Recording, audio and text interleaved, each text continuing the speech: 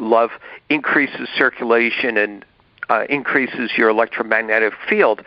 And so I said, wow, so what's happening is if we're not conscious or aware, we create these trans-species fields that are, if it's an unhappy horse barn or an unhappy animal hospital, the field is of competition, fear, this and that, versus where you go into another one and you're feeling love.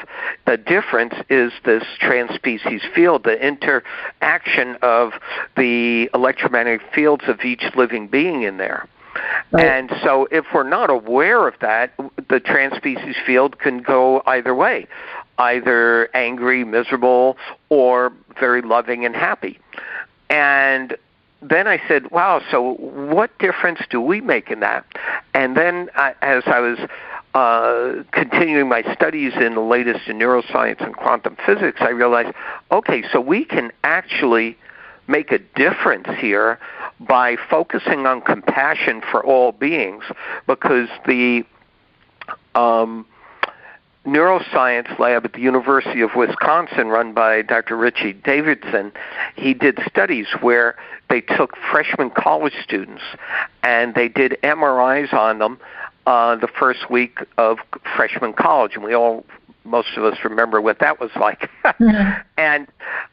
And then they divided the group of college students into two different groups. One of them, they just let them be regular college students. The other group, they gave them training on focusing on compassion for all beings for just 10 minutes a day of focusing on that quiet, what I call quiet, focused intention, because the word meditation has so many different misunderstandings about it. So I just call it quiet, focused intention. And so anyway, what they did 2 weeks later, they repeated the MRIs, and the college students that they didn't do anything, their MRIs were the same. The ones that focused on compassion for 10 minutes a day for 2 weeks, it actually changed their brain. Areas in the prefrontal cortex for joy and happiness were lighting up. So it was like, aha, okay, what if we do this with all animal lovers? Okay, right. So what if we train people in the horse barn, the riders, the grooms, the trainers, to focus before they come to the clinic, to the barn, to focus on compassion for all beings for 10 minutes? What if we take this to animal shelters and animal hospitals, and we say, okay, before everyone starts, any staff member starts, sit there and just focus on compassion for all beings for 10 minutes and see what happens. And so I started suggesting that at different animal hospitals, animal shelters, and horse barns, and sure enough, the ones that really committed to that, within a few weeks, they were saying how everyone in the barn or the hospital or clinic was so much happier, and that the animals were happier because they're being treated differently, and they also feel that energy. Well, and they're healthier, too, when everybody is calmer and more in their heart space when they're with them. Right, yeah. And then, I talked to the founders of the HeartMath Institute and said, have you done any studies like this on horses or dogs? And they laughed. They said, well, we're just thinking of it. And since then, they've done studies showing that is indeed true, that the interaction of the electromagnetic fields coming off of our hearts from dogs and horses do impact on each other. So then I said, okay, like I said in the back of my book, The Compassionate Equestrian, and what I'm doing with the small animal version of it is, if the way you treated your horse, or you were with your horse, or the way you are with your dog or cat could change the world, would you do it? And everyone goes, well, of course. And what's neat is, okay, it starts with you being a certain way, focusing on compassion for all beings for 10 minutes a day, doing that, and then doing that with your own animals, and then your own family, and then the clinic or the barn or the shelter, wherever you're working or being, and then extend it out to everyone you meet that day. And, to the cashier at the supermarket, to, anyone you meet. And then we can change the world. Yeah, it's and true. I guess that's my bigger picture of where holistic medicine, veterinary medicine can go. We actually have the ability to be healers of the world. In this crazy, wild world that's happening right now. We, as veterinarians, as animal health care practitioners, we have that ability through bringing the latest in neuroscience and quantum physics through the compassionate field theory to help be healers of the world. And that's my bigger, greater vision. That brings us to my next question, which is, what do you see as the future of holistic veterinary care? Like, where do you see that headed in the next 20 years? Well, it's funny because I've been lecturing on that around the world recently, and my vision is I think all of these different modalities, complementary therapies from acupuncture, herbs, nutrition, chiropractic, supplements, things like that, they are being integrated more and more into conventional medicine, and I see that they will continue to be integrated more and more into conventional medicine. And that what will happen is, and what's happening already, but I'll just see it more and more, is that almost every veterinary specialty center will have someone like that on staff.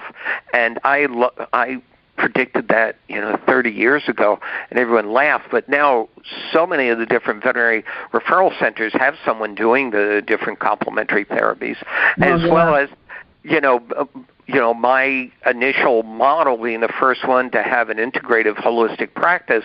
That now that's an accepted practice, and your sister's doing that, and that's an accepted type of practice now, which it wasn't. I think those will continue to flourish more and more.